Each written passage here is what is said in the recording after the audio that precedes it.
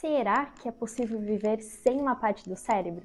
Eu não vou te enrolar e vou falar logo que sim, é possível. Mas é claro que isso depende de qual parte do cérebro estamos falando. E como que eu sei disso? Bom, alguns pacientes, famosos pacientes, nos provaram que é possível. Vou entender melhor isso. HM. Essas provavelmente são as iniciais mais famosas da história da neurociências. Elas referem-se a um paciente que faleceu recentemente, em 2008. Depois da sua morte, o seu nome foi revelado. Ele é o Henry Molaison. Aqui está ele, antes de uma cirurgia que iria mudar a sua vida e também a história da neurociência. E o que teve esse caso que o tornou tão especial? Bom, tudo começou quando ele ainda era criança e ele apresentava muitas crises epilépticas. Essas crises só foram piorando e nenhum tratamento dava resultado. Até que aos 27 anos foi proposto a ele uma lobotomia que retiraria então grande parte do seu lobo temporal. O lobo temporal é essa parte em verde do nosso cérebro que fica mais ou menos nessa direção próxima às orelhas. E olhando aqui externamente, a gente só consegue ver o córtex, que é a casca do nosso cérebro. É onde ficam os giros e também os sulcos. Mas, se você fizer um corte no plano sagital, que é esse plano aqui, você pode ver estruturas como o hipocampo, em azul, e a amígdala, que elas estão também no lobo temporal. O paciente HM fez a lobotomia do lobo temporal, então ele retirou tanto o córtex, mais ou menos 2/3 do hipocampo, e também a amígdala do lado direito e esquerdo. Essa imagem, que agora está em plano coronal, que é nessa direção aqui, mostra o antes e o depois da cirurgia, destacando aqui que o hipocampo foi removido. Bom, e o que aconteceu? Primeiro fato, ele sobreviveu depois. Mas por quanto tempo você acha? O paciente HM sobreviveu por muitos anos.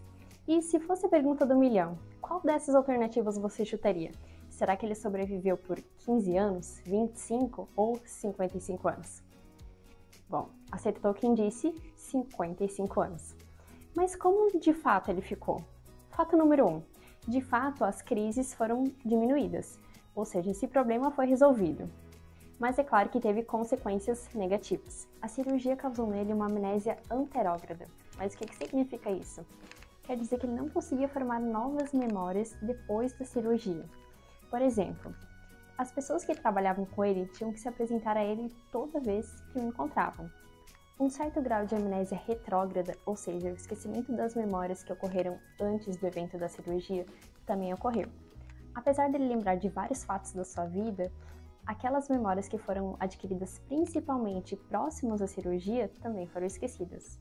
A partir desse caso, foi dada uma importância muito grande, principalmente para o hipocampo, na formação de novas memórias, principalmente as memórias declarativas, que são aquelas memórias que nós precisamos declarar através de palavras para mostrarmos que a possuímos. E algo bem interessante que eles notaram é que a memória procedural, ou seja, aquela memória que declaramos através de procedimentos, como tocar instrumento, dirigir um carro, andar de bicicleta, essa memória estava bem preservada nele. Como que eles chegaram nessa conclusão? Foi observado que, dando uma estrela para o paciente HM contornar, cada dia ele fazia isso com mais precisão, apesar dele nunca se lembrar que já tinha contornado essa estrela no dia anterior. Ou seja, a sua memória procedural estava preservada e, portanto, localizada em algum lugar do cérebro diferente do lobo temporal.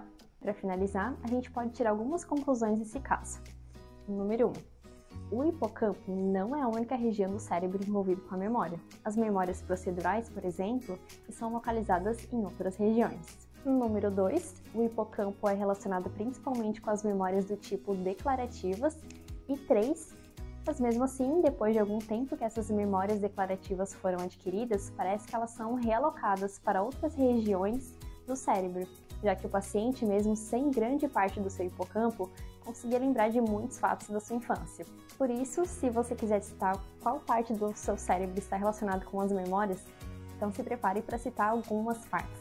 Como a gente viu, existem vários tipos de memórias e também várias regiões encefálicas envolvidas. Mas isso a gente pode explorar também melhor em um outro vídeo. Esse foi o vídeo de hoje. Tchau, tchau, até a próxima!